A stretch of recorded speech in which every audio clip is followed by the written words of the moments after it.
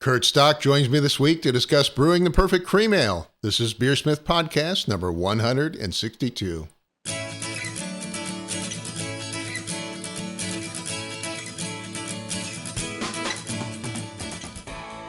This is BeerSmith Podcast number 162, and it's late December 2017. This week, Curt Stock joins me to discuss the distinctively American cream ale beer style.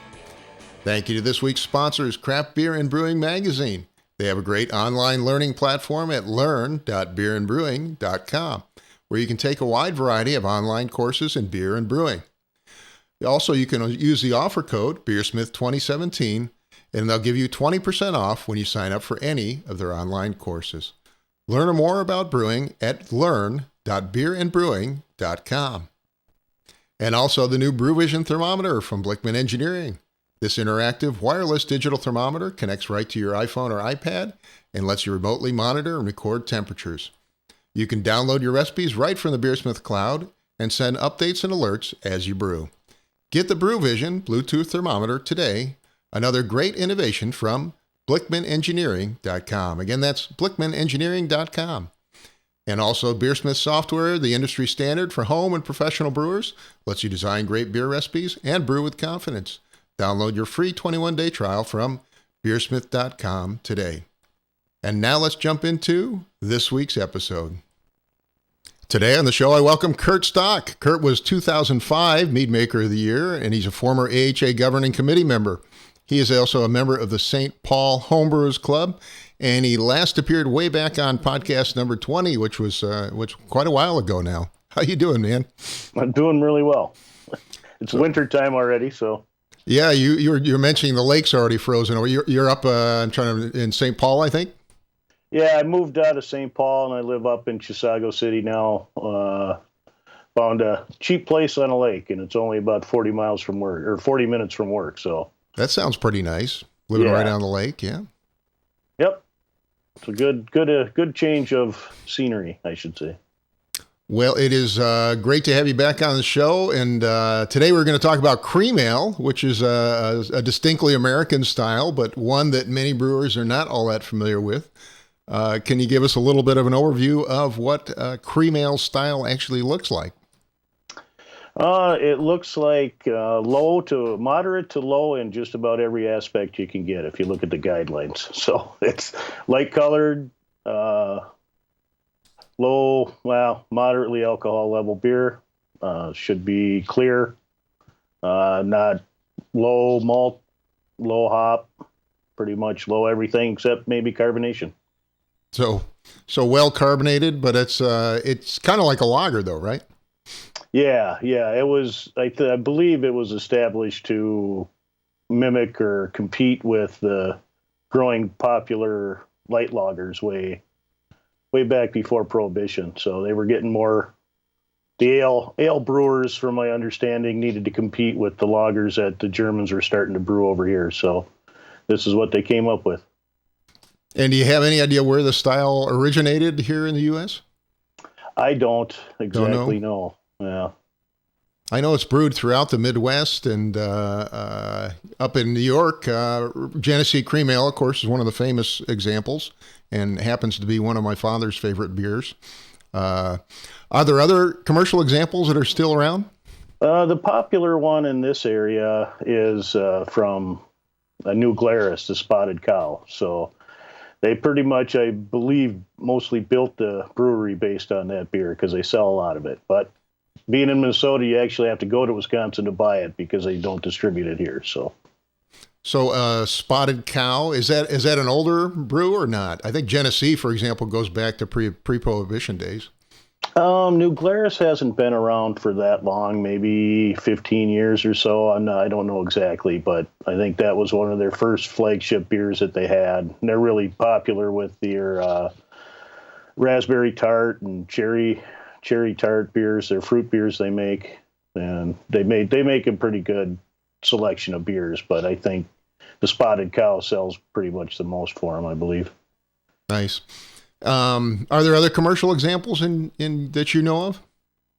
There's a lot. You can find them in the guidelines and stuff, but I'm not familiar with most of the big commercial ones because can't get, I don't get them. And I brew cream ale, so seldom do I buy it, but I always try it when I'm in a brew pub that has it, or a brew pub or a tap room of a brewery, because everybody usually tries to make something vaguely cream ale-ish for the light beer drinkers. So almost everybody has some version of one. Yeah, and I know, I think I mentioned Genesee cream ales brewed near Rochester, New York, so that's a popular one. And I think that one's one of the older breweries, actually. Yeah. Sort of a mass brewery, if you will. Cream ale's a distinctively American style. I mentioned that earlier, but has its roots in the German immigrants, and may even be somewhat related to Kolsch. Can you tell us about how the style actually came to be? I believe, with just the trying to create something to compete with the light lagers that were starting to be brewed, and it was just that's what was selling. So the ale, people who didn't have lager capabilities had to come up with an ale. It's kind of like Kolsch, but it was brewed here with local ingredients typically, and so that was brewed with the intent to supply a lighter, refreshing beer. And at the time when they first started brewing, most everybody brewed ales because it was more from the English side of Europe, and so that's where they didn't have a lot of lager brewers till the Germans got here. And, of course, many of the Germans were here quite early on, or early 1700s, certainly, yeah. Right. I came across the term present use ale. Is that, which apparently is what it was called at one time. Do you have any idea where that came from? Present use? About the only thing I could find on present use is beer drank fresh, so without a lot of aging and stuff, and the cream ale definitely fits that style because I've gotten one ready and served in 7 days before, which is kind of pushing it, but holy cow, 7 days. Yeah, that's about as present use I think as you can get, but it takes a little extra processing, but it works. And I mean, it's kind of a lawnmower beer too. It's the kind of thing you enjoy on a hot summer day, right? I enjoy it pretty much warm, hot, cold days. It doesn't really matter. I just like the fact that it's nice to have a beer around that you can drink a few of, and not, you can't have, 5 pints of mead and, make it to noon. So no, I've tried that. It doesn't work. No, not very good at all. So what's the alcohol content on a typical cream ale? You mentioned it's fairly low. Yeah, my recipe usually shoots somewhere between a starting gravity of 1050 or 1052, somewhere in that neighborhood. So it's usually right around 5% plus or minus a couple tenths. So it kind of almost qualifies as a session beer, right? Yeah, kind of on the high end of a session beer. If I want a session beer, I guess that's true. Yeah, a mild that around 3%. Then I don't have to worry about how many I have.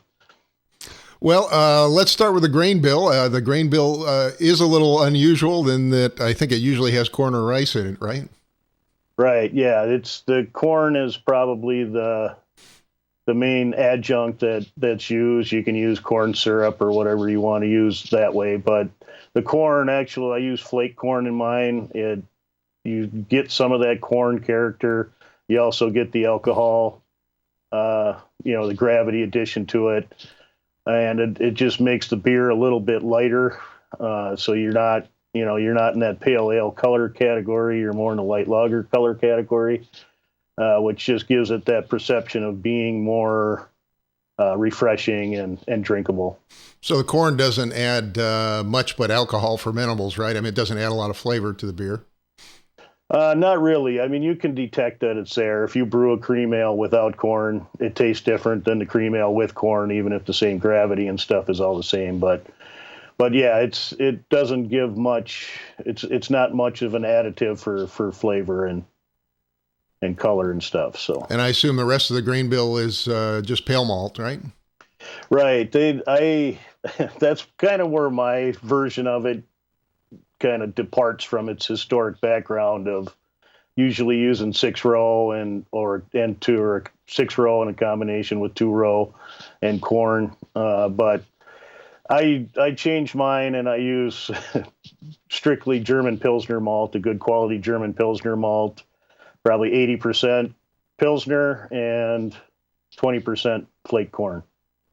So is that typical, an 80-20 split between the two, or is that what you would see in an average Kolsch? I'm sorry, an average cream ale?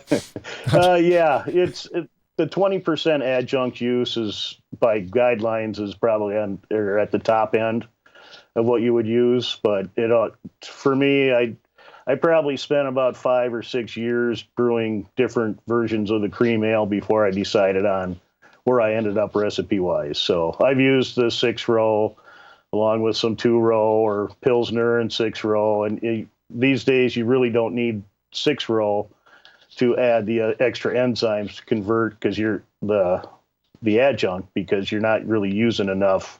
There's plenty of enzyme left from just regular 2-row, 6-row, or Pilsner malt to convert. Yeah, I mean, everything we get now is so highly modified, it's just ridiculous almost. Yeah. But what's the advantage of the 6-row versus the 2-row? Does it give you a different flavor profile? Yeah, if you do, some member of our club many, many years ago had done a series of different just base grain beers, and you got to taste them. You know, he did Paul's Mild, Maris Otter, Golden Promise, 6-row, 2-row, Pilsner, and each one, and it was just the same beer, you know, same IBUs, same yeast, and it just gave you a really good flavor distinction between each of the base malts. The 6-row can get a little grainier, a little more earthy.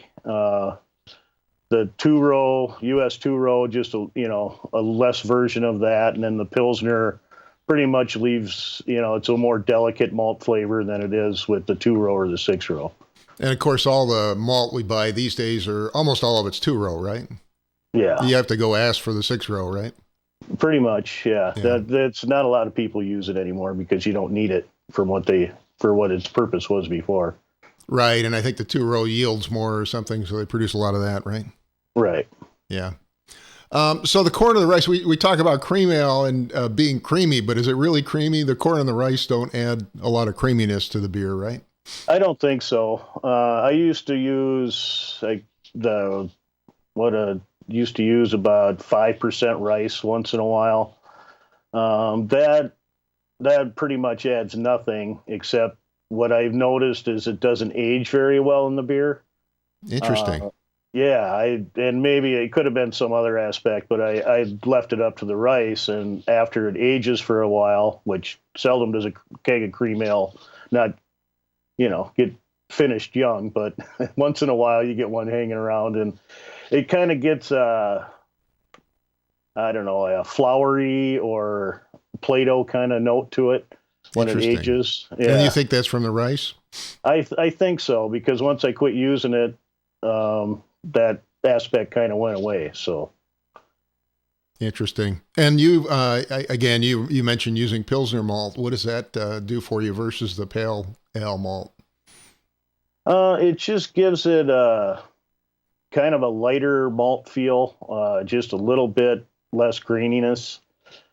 It of course will up your DMS level, and it'll be almost to a point where it's too noticeable.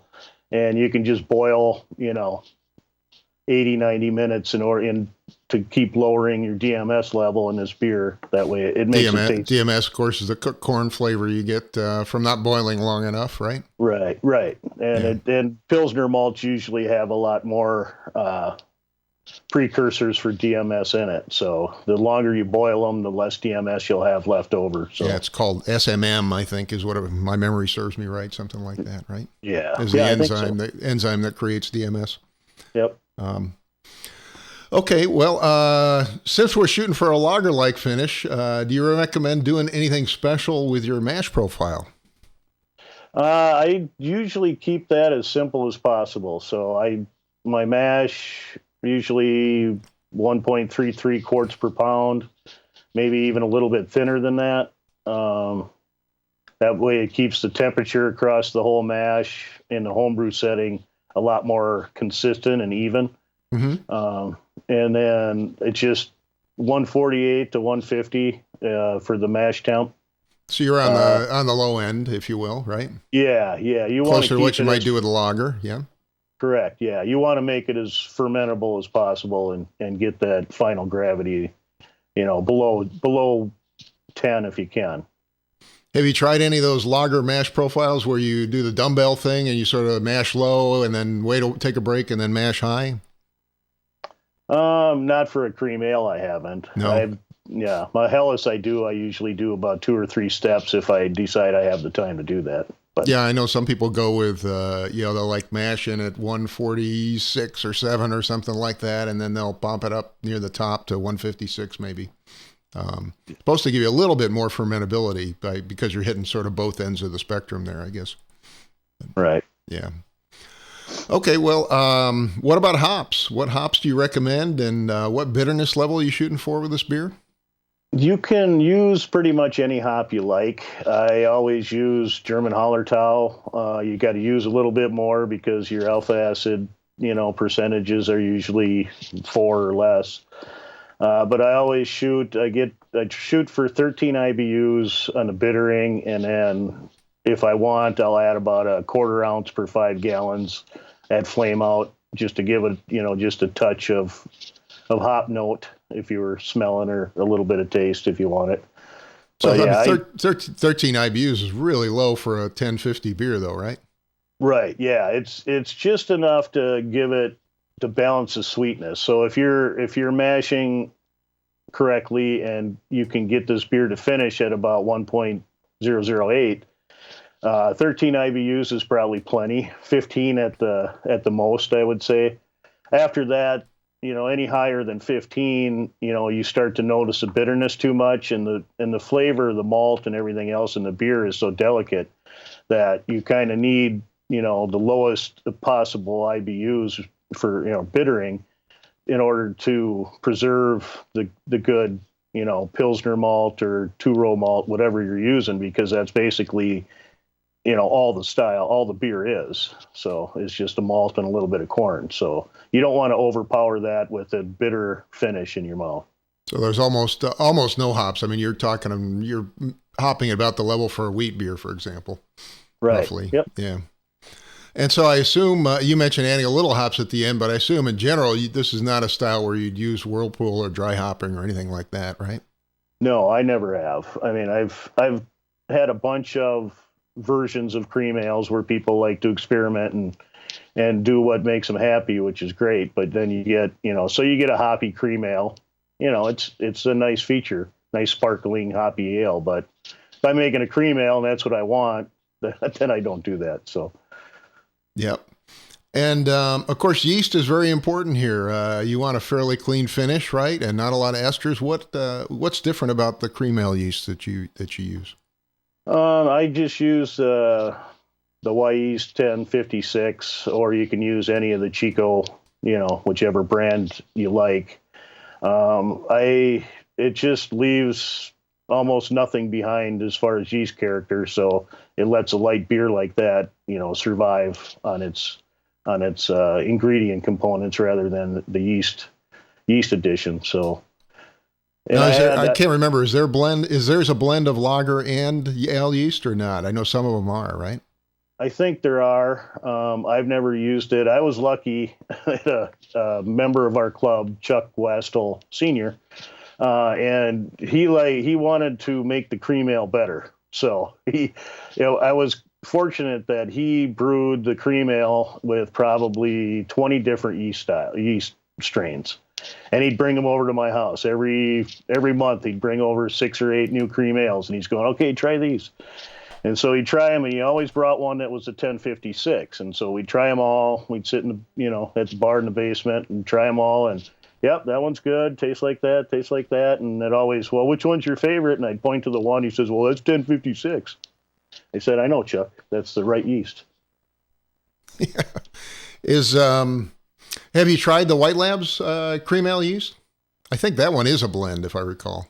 I have not tried that one, no. I was probably gonna. Now I just redid the whole brewery and stuff, so I'm still getting back to brewing on a regular basis. But some of those things I'd like to try is playing around with yeast, which I haven't really done a lot of. I was just thinking, I made a cider last year with the White Labs cream ale yeast, because they said somebody told me it would come out nice, and it was great. But it was interesting because it had some of the lager character initially. It had some of the sulfur compounds and so on coming off of it in early fermentation, but then it did clean up rather nicely at the end. So I was actually pretty happy the way that cider turned out. But well, how do you ferment and finish out your cream ale? You mentioned it's a fairly quick process for you.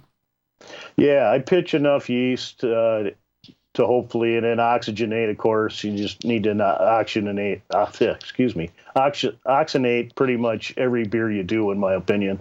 And that will help it ferment fast and quick. You probably can get it ferment best around 65 degrees. But the nice thing with the 1056 is you can ferment it up to 75, and the character is not going to change that much, at least from my experience. But yeah, you just want to get it knocked down. I usually ferment it for 7 to 10 days, make sure it's completely done. I transfer it to a keg, and then I chill it, and then I always filter it into another keg before I carbonate it. Interesting. Why do you filter it? I like clear beers and in a keg that I can move around without it getting all murky. So I filter probably 80% of the beers that I make. So I think it adds to the shelf life.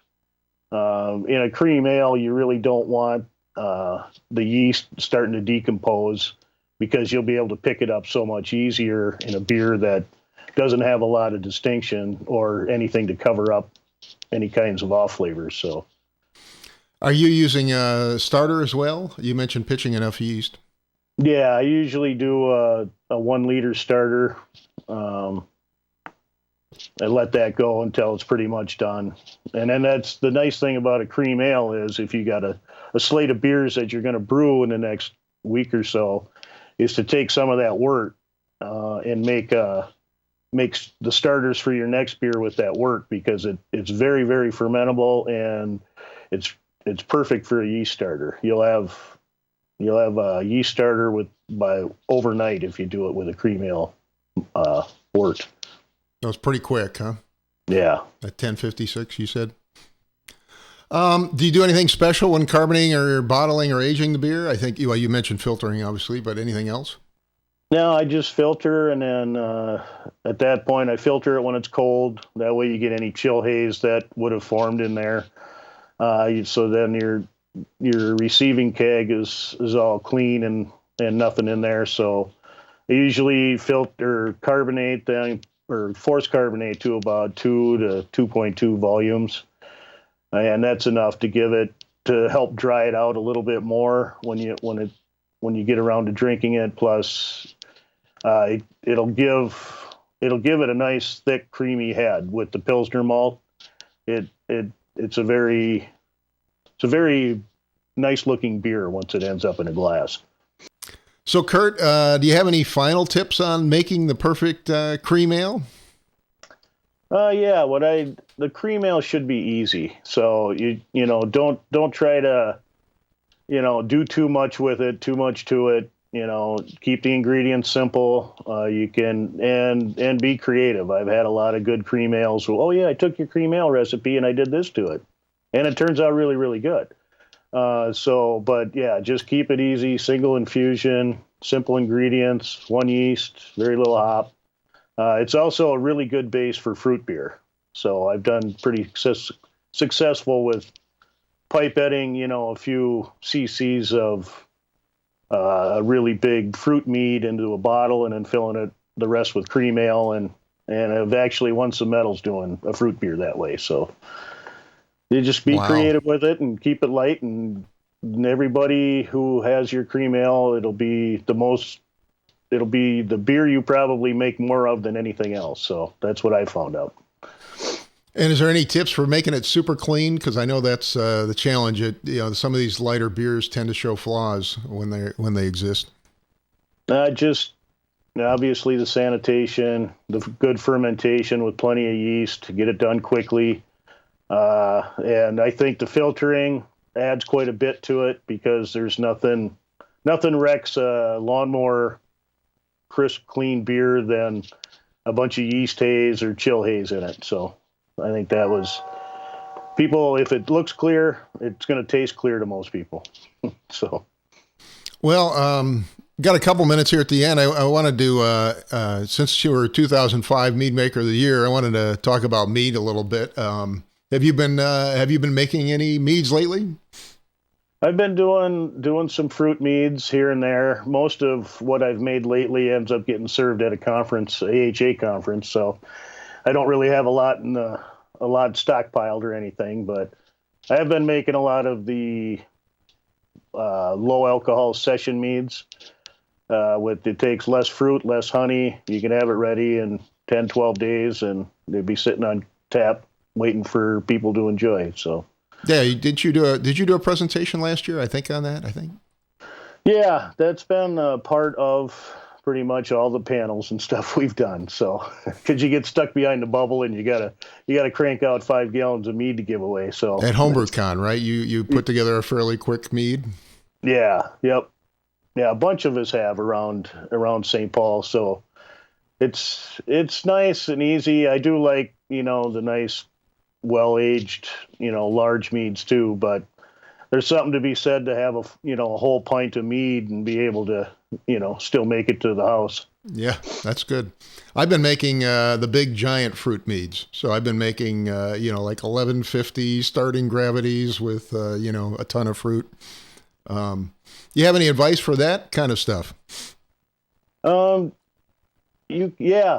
Basically what I like with the big fruit meads were, some of them I'm adding 20 to 30 pounds of fruit to a 5-gallon batch of mead. And it's just, for my idea is I don't use any fruit that I wouldn't eat. Some people will use any fruit they can get their hands on, but I think just to keep things clean and stuff, yeah, I like using A fruit as opposed to C fruit when I'm doing a big mellow. Interesting. I found that the tannic fruits generally work best because they survive the fermentation. You get a lot of tannins or acidity in the fruit, then it really comes through. Things like black currants and raspberries and blackberries, all the typical fruits. Yeah, I like black currants, probably my favorite mead to make and or drink. And it combines well with almost any other fruit. It goes really good with raspberries and cherries and many things. But by itself, it's one of my favorites because you can get it, like you said, the acids and the tannins will hold up to about any sweetness level you want to leave it with. So, yeah, I found there's a bit of an art to getting the right sweetness level with to balance the fruit out. Is that what you've shown as well? Yeah, it can be really tough. Usually I make up a must before I throw fruit in it. It's somewhere around 1175. Wow. And if you add 20 to 30 pounds of fruit, that's of course going to dilute it down probably into your 1155, 1160 range. And then it'll ferment from there.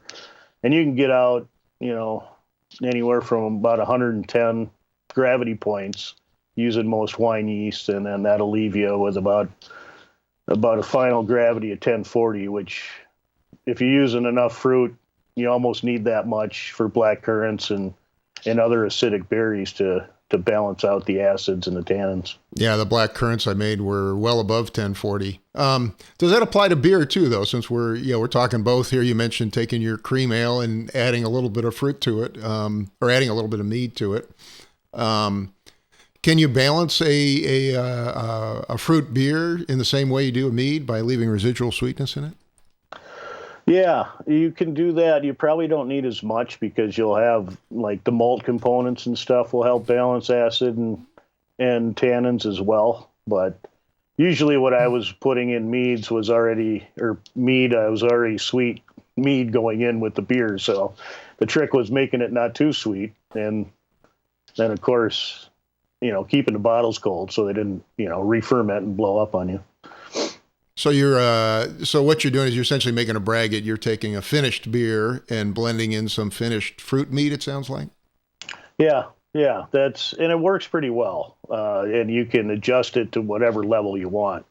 So you can add, and I used like a 10 mil pipette, and I did, some test versions of it in a glass. And so you're going, how many cc's per, 5 ounces of beer, and then you just calculate it up per bottle and stick that in the bottle, pour the beer on, fill it with the beer. It gets well mixed, put a cap on it, and it's good to go. So you're just adding it to taste, and it's another way of making an interesting fruit beer, I guess, huh?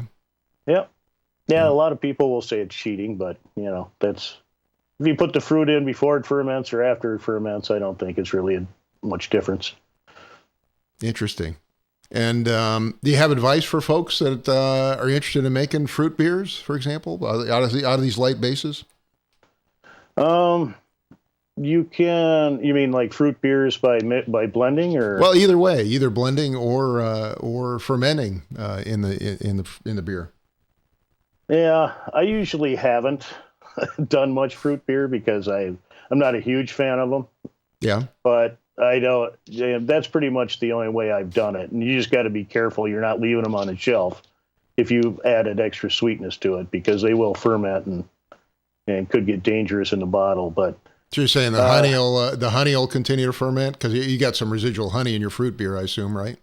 Yeah. So in the meads, there's some residual honey, and then once you dilute that out, in with another 11 ounces of beer, then now it's all become fermentable again. So it can get a little dicey if you don't. But I've mostly just done it for competition when you had to fill out for those series or the competitions that run across different competitions. So like Midwest Homebrewer of the Year or High Plains Homebrewer. So a local thing where you probably don't have to store the bottles for months, I guess. Yeah. Right. Yep. Right.